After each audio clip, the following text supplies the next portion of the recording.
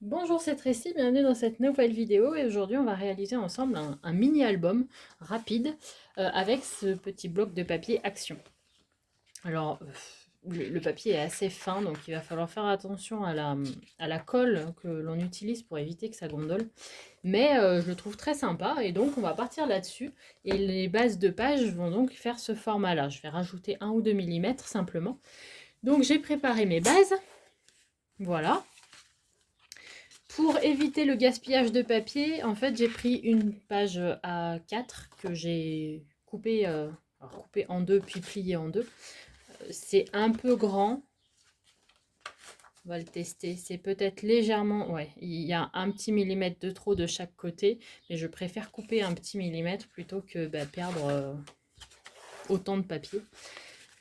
Donc, pour l'instant, comme je ne sais pas la quantité qu'il va falloir, enfin, qui va rentrer dedans, j'en ai fait 12. Et en fait, donc les tailles, voilà, tout simplement, vous avez, c'est 21 et ici 14,9. J'ai plié en deux, donc 10,5 par 14,9. Les coller 2 à 2, mais on va pas tous les coller entièrement. C'est-à-dire que pour certains, ce sera collé complètement, et pour d'autres, on va mettre un point de colle que sur le côté pour faire une petite pochette. Voilà, comme ça fait un petit effet. D'ailleurs, on pourra le faire sur tous. Je sais pas, peut-être un sur deux. Donc juste un petit point de colle, vous pouvez aussi utiliser du double face. Hop, et ça va nous créer des pochettes supplémentaires dans lesquelles on rangera des petits tags. Voilà, je vais peut-être le faire sur tous. Allez, donc je commence par les 6 premiers. Je vais en coller donc 2. Je vais en coller 6, faire à chaque fois la petite pochette au milieu. Et je reviens. Finalement, je vois que je suis vraiment large au niveau de la place. Donc on va en faire, je vais en mettre 10. Je vais mettre 10 morceaux comme ça. Et on va en faire 2 qu'on va coller à l'avant et à l'arrière. Voilà, les 2 sont terminés. Donc ça n'a pas tout à fait fini de sécher. Donc une fois que ça aura séché, il y a des endroits où il va falloir que j'enlève des petits millimètres par-ci par-là. Mais donc on a nos deux livrets qui iront comme ça de chaque côté. Et donc pour l'instant, on va recouvrir le papier. Alors je le recouvre toujours de la même manière, donc je vais le réexpliquer encore une fois, mais je pense qu'au bout d'un moment, je vous renverrai vers la vidéo en fait qui concerne la couverture des albums, parce que c'est peut-être pas la peine que je filme à chaque fois. Pour moi, c'est un peu une redite. Et pour ceux qui savent déjà faire, ça peut être aussi un peu embêtant de rentendre à chaque fois.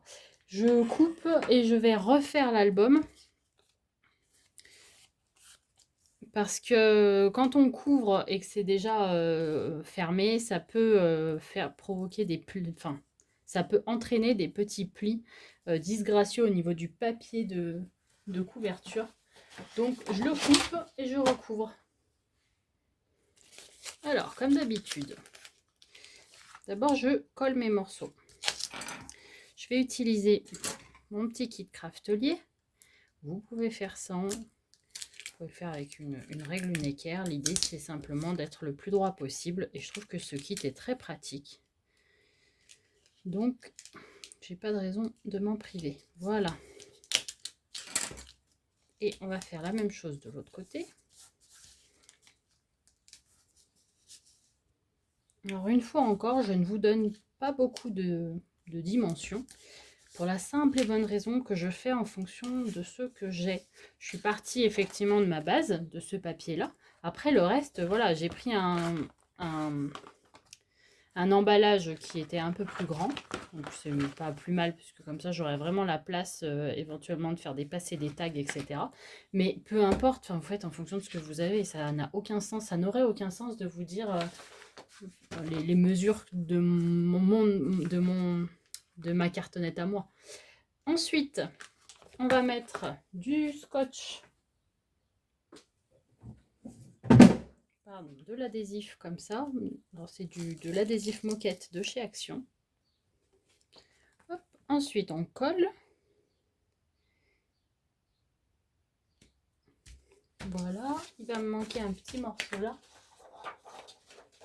Donc, je vais ajouter, alors, la deuxième partie, là, on va la coller un petit millimètre sur la précédente. Là, pour être sûr de pas que ça dépasse pas et que ce soit bien couvert.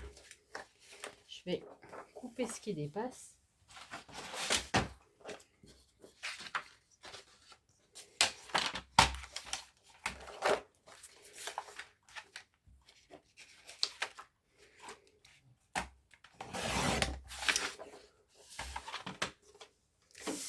Ensuite, on reprend notre petit kit de reliure Craftelier. Cette fois-ci, je vais tracer mes angles. Donc pareil, si vous n'avez pas la petite équerre, vous le faites à la main. Il faut simplement laisser un petit millimètre ou deux. Alors ça dépend de l'épaisseur de la cartonnette. Environ une fois, une ou deux fois l'épaisseur de la cartonnette que vous laissez là dans l'angle pour pouvoir plier correctement et que ce soit pas à découvert le carton. Que ce soit bien recouvert par le papier noir. Voilà.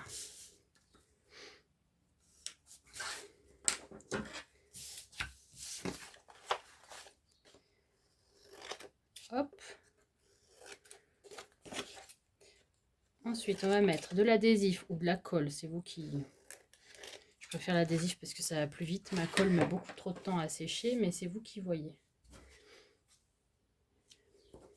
On va marquer les plis pour faciliter après le collage des rabats. Hop.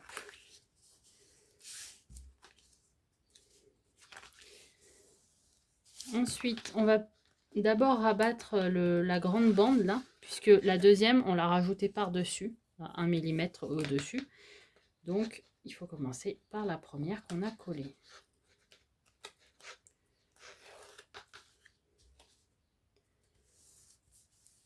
Et on fait ça tout le tour.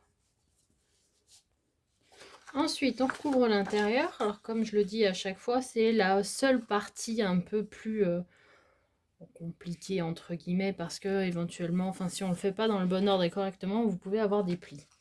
Donc, je vais d'abord couper ma feuille pour qu'elle fasse la bonne taille. Enfin, la bonne taille, c'est simplement une feuille qui recouvre tout, la partie blanche, hein, ça n'a rien de compliqué. Ensuite, je vais me tracer des petits repères, voilà, de part et d'autre, pour savoir où mettre mon adhésif, mon double face. Je préfère le mettre sur celle-ci plutôt que sur celle-ci, je vais vous expliquer après pourquoi. Donc, je vais mettre l'adhésif. Déjà, il ne faut pas mettre de colle dans les creux, dans les plis. Donc, si je mets mon adhésif ici, sur toute la longueur, je ne sais pas où se trouvent les plis, donc il y a moyen que je me retrouve avec de la colle au niveau des plis, et donc potentiellement je risque de faire des plis sur mon papier de couverture. Donc maintenant, pour coller, on va faire les côtés les uns après les autres. Donc je vais commencer par celui-ci. On va coller la feuille.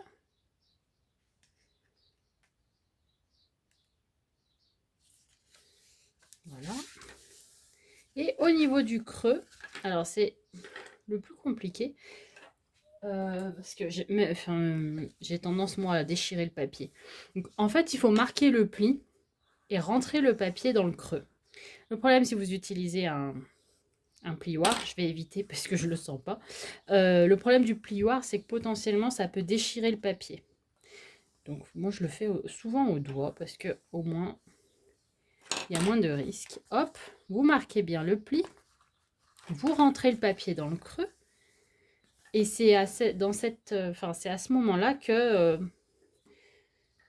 si on avait utilisé notre papier de départ, notre boîte de départ, sans le découper et reconstituer la boîte, si on avait pris la boîte de départ, on n'aurait pas ce creux-là, puisque c'est nous qui l'avons fait en décalant légèrement avec le thé là, en décalant légèrement les deux parties. Du coup, on a fait un creux et ça nous permet d'avoir un pli assez marqué. Donc le papier va rentrer dedans et quand vous allez coller, ça évitera que ça fasse là des plis et des traces sur le papier.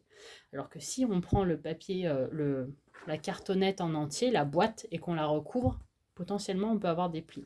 Après ça reste un petit format, donc Ça, on peut réussir à le faire sans problème, mais pour éviter, pour être sûr que ce soit bien net, je préfère découper ma boîte et reconstituer le couvert. Ensuite, maintenant que le pli est fait, on continue avec le côté suivant.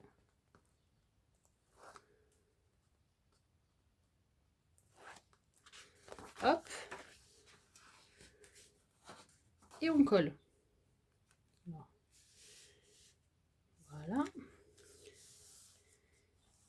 Et là, vous voyez, il n'y a pas de trace parce qu'on avait bien rentré le papier à l'intérieur, donc pas de souci. On refait la même chose avec celui-ci. Ensuite, on va recouvrir, on va tout recouvrir à l'intérieur. Non, avant de recouvrir de papier, on va mettre nos rubans pour fermer.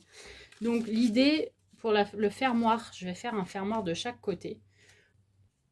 Donc dans mes chutes, j'ai trouvé 2 morceaux de papier, 2 bandes de papier. Du coup, j'ai simplement fait des petites languettes comme ça.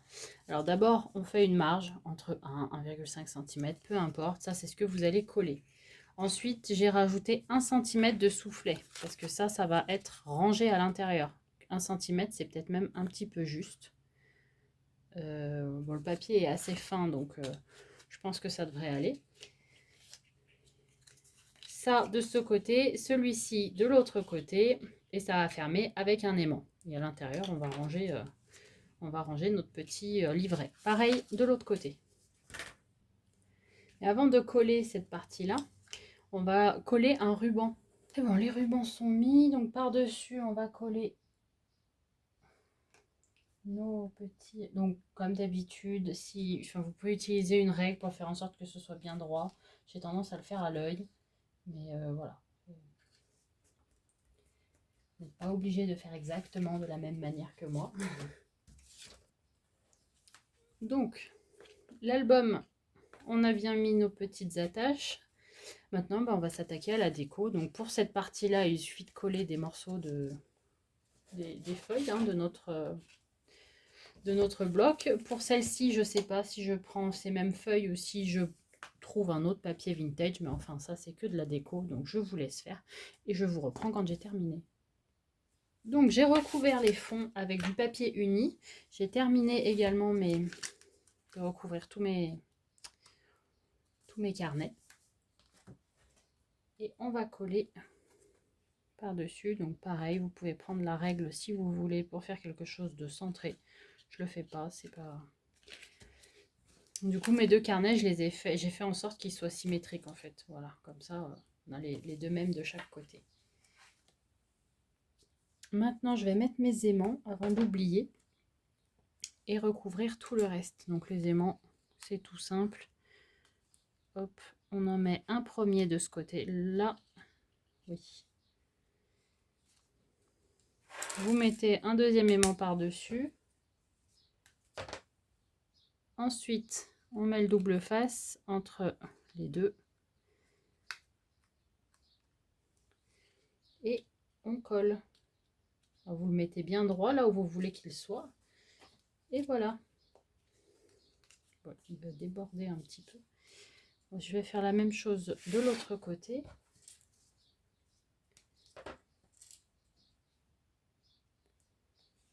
Alors, hop.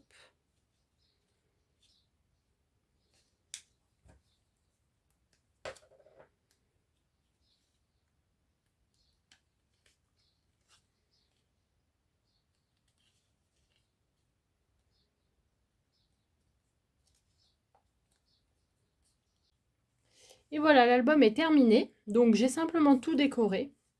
Alors, je vois que les angles, il va falloir que je remette un point de colle. J'ai utilisé une feuille 30-30 d'un des blocs vintage là, de chez Action. J'avais des chutes de papier. Là, ce sont des découpes. Je crois que ce sont également des dies de chez Action. Le petit embellissement en bois vient de chez Sagapo Scrap. Voilà. Et à l'intérieur, du coup, on a En fait, ça nous fait un petit livret comme ça. Et à chaque fois, à l'intérieur, il y a des pochettes. Alors, j'ai juste pour l'instant mis une carte de 10 cm par 10 cm. On peut mettre des tags, on peut les décorer d'ailleurs. Là, je suis restée soft parce que j'ai peur que ça prenne trop de place. Donc, bah, une carte noire, une carte bordeaux, etc. Et vous pouvez également faire en sorte qu'il soit un peu plus près du bord pour avoir plus de place pour que ça dépasse. Là, il me restait que 5 mm, donc j'ai fait dépasser mes cartes seulement de 5 mm. Le fait de les faire dépasser, ça permet d'y accéder plus facilement parce que sinon, c'est vrai que c'est assez étroit, donc ça peut être difficile de prendre les petites cartes. Voilà, donc un petit album relativement rapide à faire, très très facile, et au final, on a quand même 10 pages de chaque côté, plus toutes les cartes qu'il y a à l'intérieur, donc on peut mettre déjà un petit paquet de photos. Et c'est tout. J'espère que cette vidéo vous a plu, que ce tuto était suffisamment clair, et je vous retrouve très vite dans une prochaine vidéo.